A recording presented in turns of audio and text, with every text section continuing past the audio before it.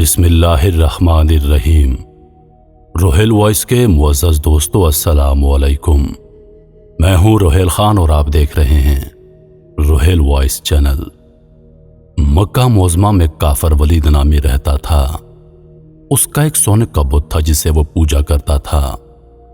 ایک دن اس بت میں حرکت پیدا ہوئی اور وہ کہنے لگا، لوگو، محمد اللہ کا رسول نہیں ہے، اس کی تصدیق مت کرنا، معاذ اللہ۔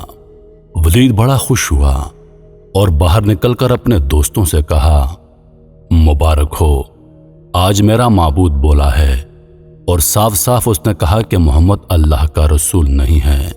یہ سن کر لوگ اس کے گھر آئے اور دیکھا کہ واقعی اس کا بت یہ جملے دہرا رہا ہے۔ وہ لوگ بہت خوش ہوئے اور دوسرے دن ایک عام اعلان کے ذریعے ولید کے گھر میں ایک بہت بڑا اجتماع ہو گیا تاکہ اس دن بھی وہ لوگ بت کے منہ سے وہی جملہ سنیں۔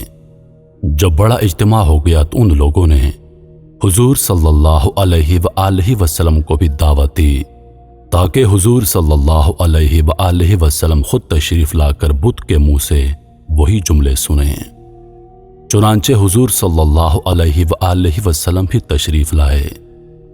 جب نبی کریم صلی اللہ علیہ وآلہ وسلم تشریف لائے تو بت بول اٹھا، اے مکہ والو، خوب جان لو کہ محمد صلی اللہ علیہ وسلم اللہ کے سچے رسول ہیں۔ ان کا ہر ارشاد سچا ہے اور ان کا دین حق پر ہے۔ تم اور تمہارے بت جھوٹے ہیں، گمراہ اور گمراہ کرنے والے ہیں۔ اگر تم اس سچے رسول پر ایمان نہ لاؤ گے تو جہنم میں جاؤ گے۔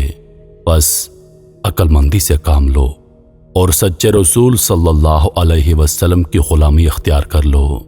بت کی یہ باتیں سن کر ولید بڑا گھبرایا اور اپنے معبود کو پکڑ کر زمین پر دے مارا اور اس کے ٹکڑے ٹکڑے کر دیے۔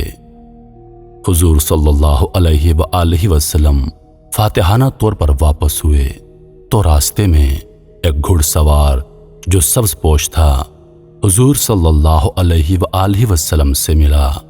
اس کے ہاتھ میں تلوار تھی جس سے خون ٹپک رہا تھا۔ حضور نے فرمایا، تم کون ہو؟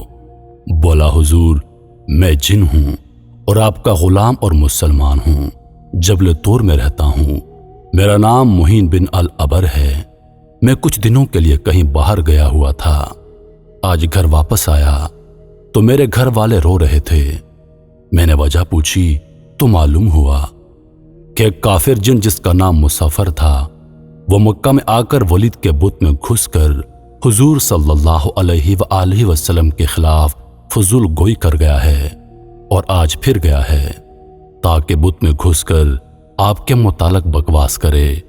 یا رسول اللہ صلی اللہ علیہ وآلہ وسلم، مجھے سخت غصہ آیا۔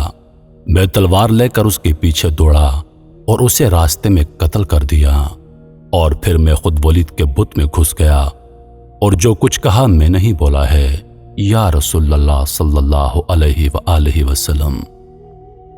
حضور صلی اللہ علیہ وسلم نے یہ قصہ سنا تو بڑی خوشی کا اظہار کیا اور اپنے اس جن غلام کے لیے دعا فرمائی۔